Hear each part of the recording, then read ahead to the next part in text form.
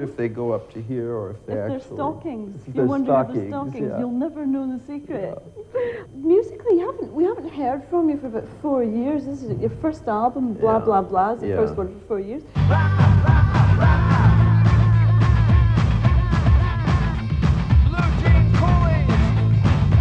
So what have you been doing is getting your life together? I got myself a SAG card, the Screen Actors Guild, and went out, hit the pavement in New York, and went out auditioning as an actor, and got turned down all the time. But it was good. It was good fun and good practice at just staying sharp. You know, I learned to type. Type, and I spent a lot of time just writing my own versions of the news because I object to the official version. 59% of Americans prefer pizza when they eat out. I mean, that was a news item in USA Today, you know, and I would read these things in the morning and I'd think, no, this isn't the news.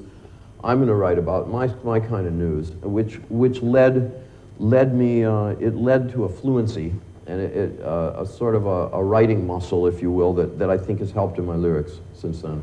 Is it hard to keep in shape? Because I mean, on stage you're so supple, you're like a snake. Is that hard to keep that way?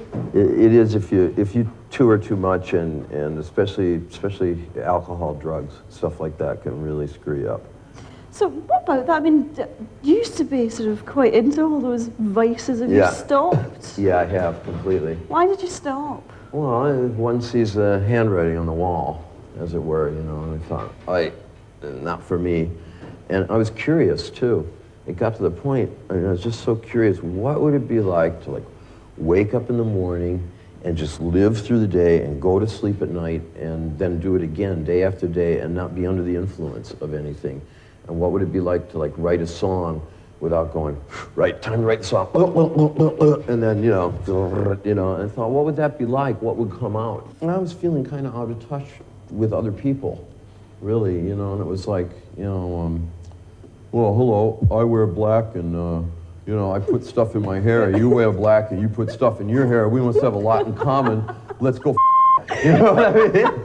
So you know, what, I mean, so what, you know what I mean? You sound like a completely new man then. You like going to the grocery store. You've given up all your vices. Have you left all your bad days behind? Are you not wild anymore and wicked? I'm the same inside.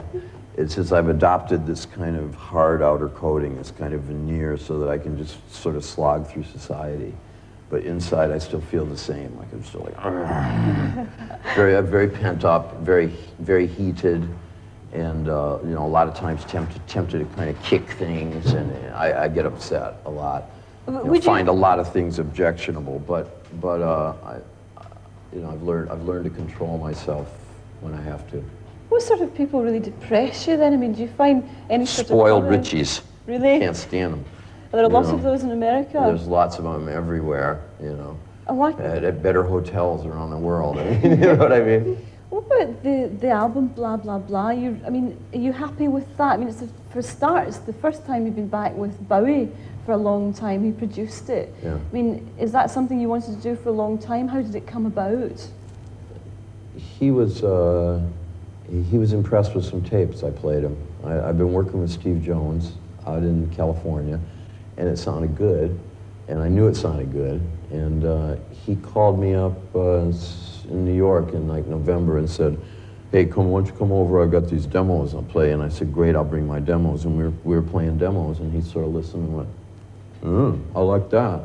And said, you know, we could do this in Switzerland. I could come in on it and write some stuff. We were the roadies. We did everything. Yeah, we were. We lifted all the stuff. We didn't use anybody to kind of drive us around, or none of that. That was all right out. David Bowie was a roadie as well. The both of us. Yeah, the both of us. Also, it helped having producers who were both experienced at getting things on the radio. And yes, I want my stuff on the radio. Yes. I deserve it, and I want it, and I'm going to get it. Cry for love. I did what my heart told me. Cried for love. Can't stand it when they scold me. Yeah. Cry for love. 'Cause imitation's boring. Cry for love. Cry for love.